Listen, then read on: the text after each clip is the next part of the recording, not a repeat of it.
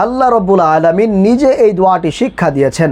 আপনার যদি কোনো কিছুর প্রয়োজন হয়, টাকা পয়সা ধন দৌলত যা কিছুর প্রয়োজন, আপনি অসুস্থ আছেন, চিকিৎসার প্রয়োজন, আপনি অভাবে আছেন, টাকা পয়সার প্রয়োজন, আপনি বিপদে আছেন, মুক্তির প্রয়োজন, আপনার যে কোনো প্রয়োজন বা চাহিদা পূরণের জন্য আল্লাহ রাব্বুল আলামিন কিন্তু নিজেই এই দোয়াটি শিক্ষা দিয়েছেন।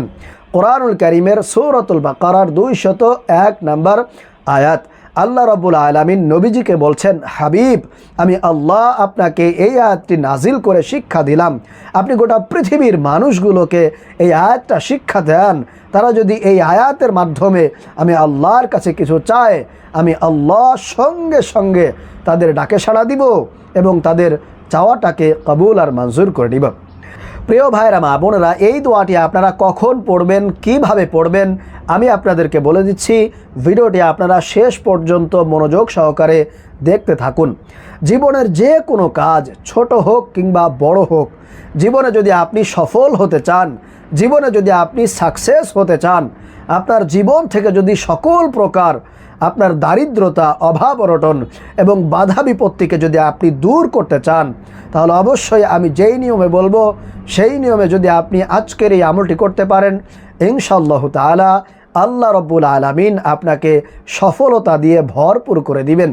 আল্লাহ তাআলা আপনাকে ধন সম্পদ দান করবেন, আল্লাহ তাআলা আপনাকে সম্মান দান করবেন ইনশাআল্লাহ। চলুন তাহলে আর দেরি না করে আমি আপনাদেরকে আমলের নিয়মটা বলে দিচ্ছি। তবে তার আগে বলবো, যদি আপনি আমাদের এই চ্যানেলে নতুন এসে থাকেন তাহলে অবশ্যই দয়া করে চ্যানেলটি সাবস্ক্রাইব করে দিবেন এবং ভিডিওতে একটি লাইক দিবেন। প্রথমে আপনি ওযু করে পবিত্রতা অর্জন করে নেবেন। ওযু করে পবিত্রতা অর্জন করে নেওয়ার পরে আপনাদেরকে 2 রাকাত তাহাজ্জুদের নামাজ আদায় করতে হবে। দেখেন প্রিয় ভাইরা মা বোনেরা, 5 ওয়াক্ত ফরজ নামাজের পরে সবচাইতে গুরুত্বপূর্ণ, মর্যাদাপূর্ণ, ফজিলতপূর্ণ যে নামাজকে বলা হয় সেটা হচ্ছে তাহাজ্জুদের নামাজ।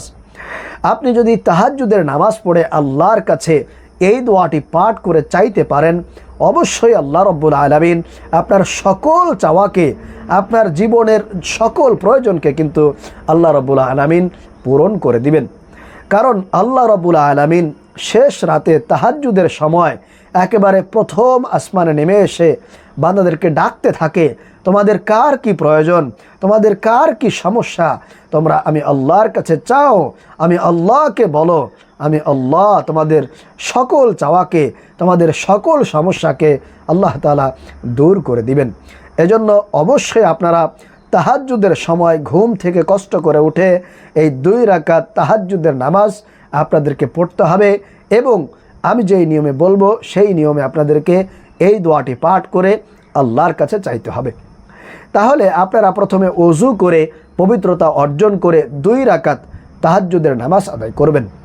এরপরে আপনি যখন সেজদাতে যাবেন, সেজদার মধ্যে গিয়ে সেজদার যে তাসবিহ আছে, সুবহানা রাব্বিয়াল আ'লা, সুবহানা রাব্বিয়াল আ'লা, এই তাসবিহটা আপনারা 3 বার পাঠ করবেন। 3 বার পাঠ করে আপনারা সেজদার মধ্যে থাকা অবস্থায় কিন্তু এই দোয়াটি 3 বার পাঠ করবেন।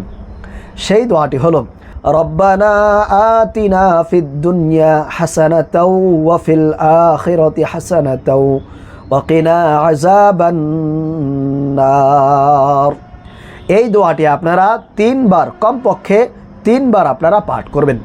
3 বার পাঠ করা হয়ে গেলে আপনি সেজদার মধ্যে থেকেই আপনি আল্লাহর কাছে বলবেন, জয় আল্লাহ, তুমি আমার অভাব অনটন দূর করে দাও, আমার বিপদকে দূর করে দাও, আমার সমস্ত দুশ্চিন্তাকে তুমি দূর করে দাও।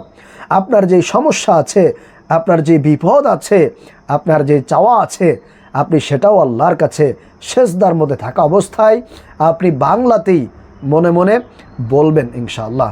তাহলে দেখবেন অবশ্যই আল্লাহ তাআলা আপনার ডাকে সাড়া দিবে, আপনার দোয়াগুলোকে কবুল আর মঞ্জুর করে নেবে। তাহলে প্রিয় ভাইরা মা বোনেরা, প্রত্যেক সেজদার মধ্যে থেকে আপনি এই দোয়াটি 3 বার পাঠ করবেন। এরপরে আপনার সমস্যার কথাটা আল্লাহর কাছে বলবেন। এরপরে আপনি যখন সালাম ফিরিয়ে 2 রাকাত নামাজ শেষ করবেন, নামাজ শেষ করে যায় নামাজের মধ্যে বসে আপনি 3 বার ইস্তেগফার পাঠ করবেন, ছোট্ট ইস্তেগফার, আস্তাগফিরুল্লাহ আস্তাগফিরুল্লাহ আস্তাগফিরুল্লাহ। এরপরে আপনি 3 বার নামাজের দুরুদ দরুদ ইব্রাহিম পাঠ করে আপনি মুনাজাতের মধ্যে আপনি এই দোয়াটা আবারও 3 বার পাঠ করে তারপরে আপনি মুনাজাত করবেন, দোয়া করবেন।